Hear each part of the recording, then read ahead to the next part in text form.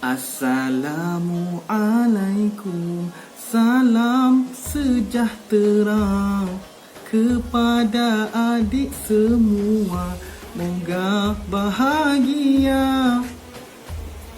Apa khabar adik-adik semua? Nama cikgu Fadil Isa. Adik-adik boleh panggil Cikgu Fadil. Siapa nama adik?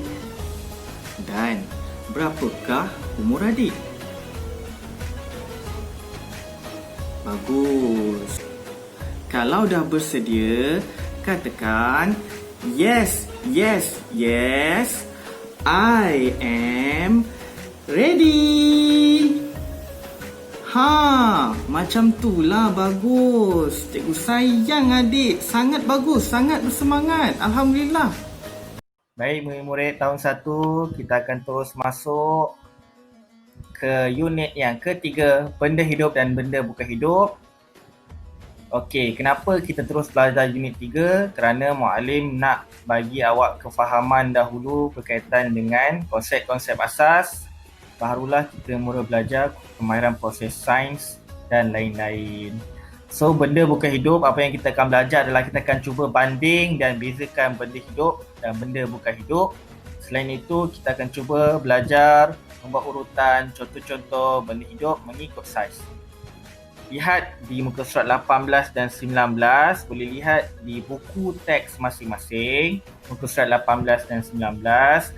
Okey, cuba kita cari sama-sama mana benda hidup, mana benda bukan hidup. Kita tengok gambar di sebelah kiri. Kita ada pokok. Okey, pokok benda hidup ke bukan hidup? Okey, pandai. Pokok adalah benda hidup. Okey, cuba kita cari benda hidup dulu. Okey, burung, benda hidup. Okey, teratai. Teratai ni adalah sejenis pokok. So, dia juga hidup. Itik, ada juga katak di sini, bunga. Okey, di gambar sebelah kiri ni itulah benda hidup. Benda bukan hidup di gambar sebelah kiri ni kita boleh lihat adalah seperti pondok dan juga batu. Pondok dan batu benda bukan hidup.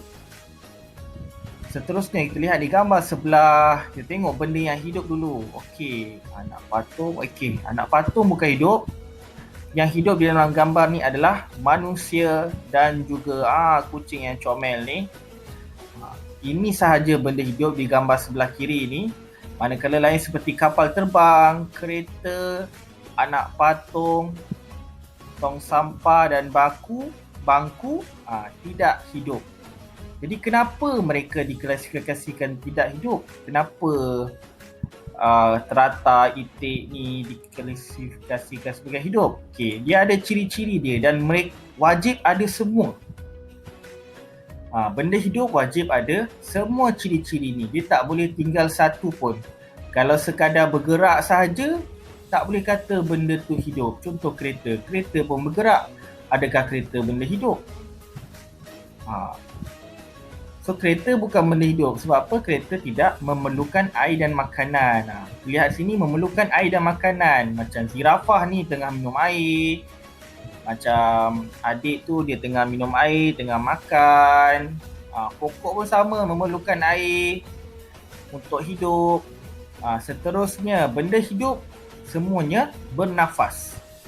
Macam adik ni dia bernafas, kucing juga bernafas untuk mendapatkan oksigen. Oksigen sangat penting untuk benda hidup. Seterusnya, bergerak.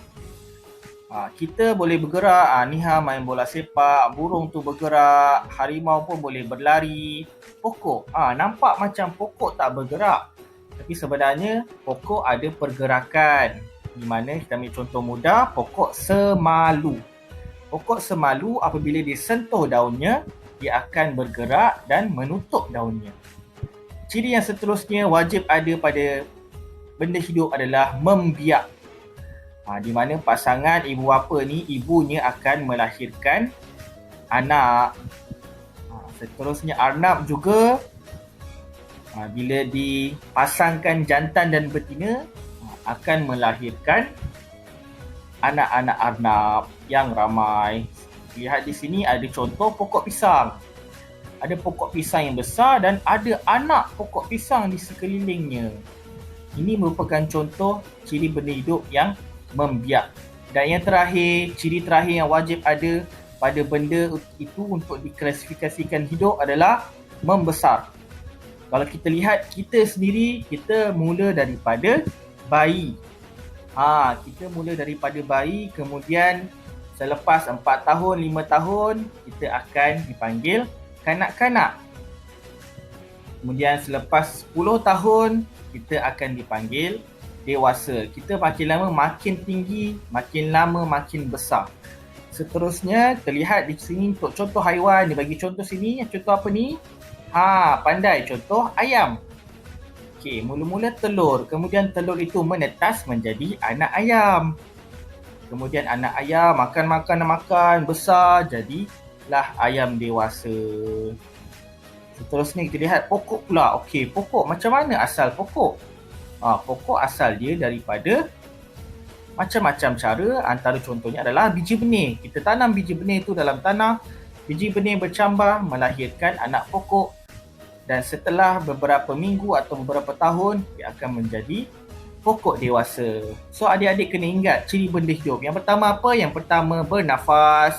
Yang kedua memerlukan air dan makanan. Yang ketiga bergerak. Yang keempat membiak. Yang terakhir membesar. Jadi kena ingat 5 ciri ni. Kena ingat 5 ciri ni. Cukup 5 ciri ni baru kata benda hidup. Faham adik-adik? Alhamdulillah. Okey, itu sahaja video berkaitan dengan benda hidup dan benda bukan hidup. InsyaAllah kita akan sambung belajar di video akan datang. Terima kasih.